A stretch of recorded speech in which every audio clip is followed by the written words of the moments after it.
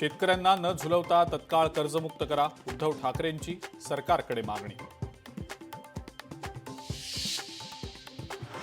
पुण्यामध्ये रुपाली चाकणकरांविरोधात ठाकरेंची शिवसेना आक्रमक. डॉक्टर संपदा मुंडेचा अपमान केल्याचा ठाकरेंच्या शिवसेनेच्या महिला पदाधिकाऱ्यांचा आरोप.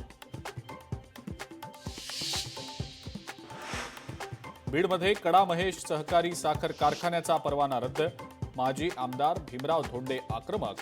जिल्हाधिकारी कार्यालयासमोर धोंडेंचं आंदोलन.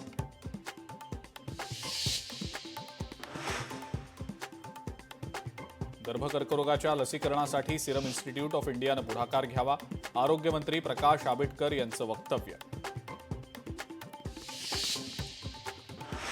पुण्यातला गुंड निलेश घायवळच्या जमीन व्यवहाराची ईडी तपासणी करणार. घायवळच्या जमीन व्यवहारामध्ये अपहार. पोलिसांच्या तपासाद्वारे माहिती समोर. गडचिरोलीतल्या शेतकऱ्यांना अवकाळी पावसाचा जबर फटका. पावसामुळे शेतकऱ्यांच्या तोंडचा घास हिरावला. अवकाळी पावसामुळे शेतकरी हवालदिल.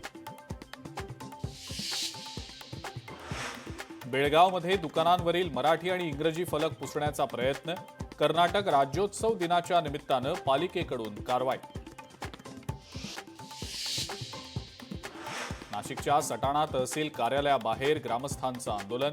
खासगी जागेवरील कुंपणाविरोधात ग्रामस्थ आक्रमक.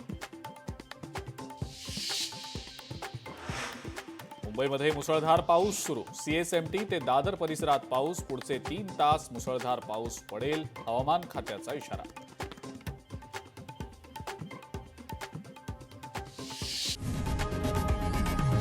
लोकशाही मराठी ऐका, पहा, जागरूक रहा.